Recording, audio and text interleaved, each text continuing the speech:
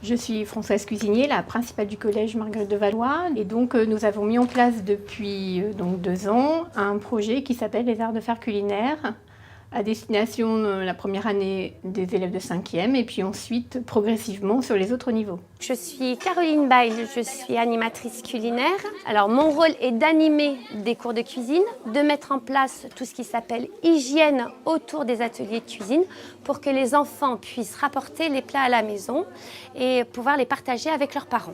Alors, vous allez créer les toasts. Il y a un Néo-Zélandais, Maurice Bennett.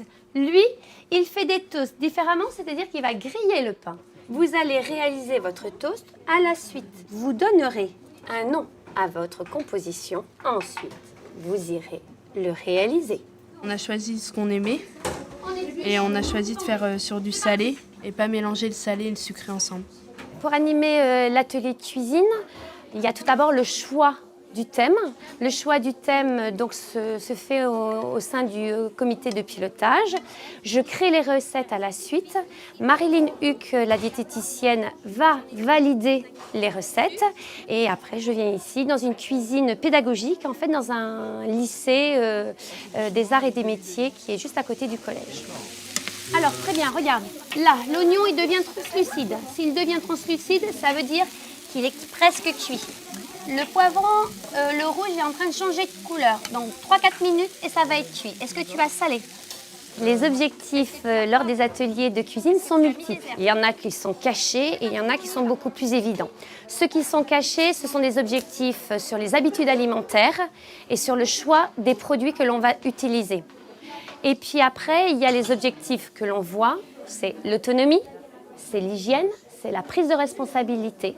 Ce sont les enfants qui cuisinent, ce sont les enfants qui, s'il faut faire bouillir quelque chose, où il faut utiliser le four, ce sont les enfants qui le font eux-mêmes, ce n'est pas moi.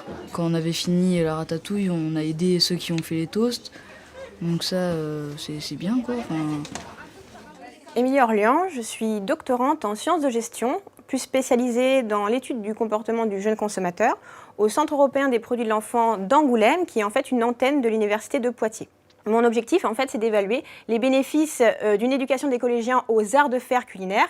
Et donc, on a une analyse des rapports entre l'école, la famille et l'univers marchand, puisqu'on est en sciences de gestion. Je vous donne un indice. C'est l'association de 3 sens.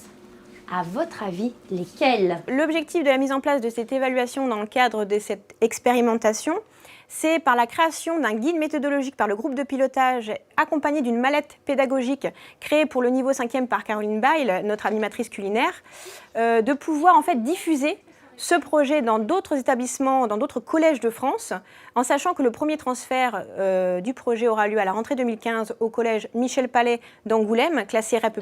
On va également évaluer ce transfert afin de valider le guide méthodologique que nous avons produit. On va le mettre en bouche tranquillement. Et puis, on va se poser plein de questions, les questions qu'on a l'habitude de se poser.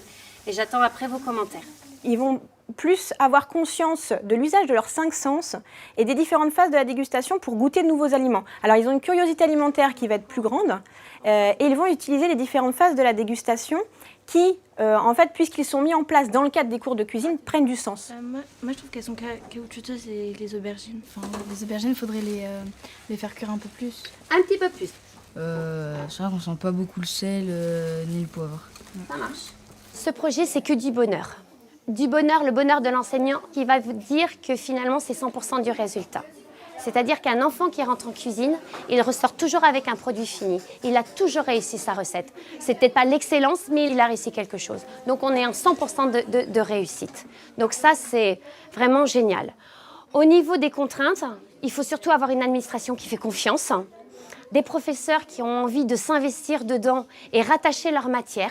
C'est très facile de rattacher la matière, n'importe quelle matière, au niveau de la cuisine. On peut faire des mathématiques, on peut faire de la SVT, on peut faire du français, on peut faire de l'histoire géo.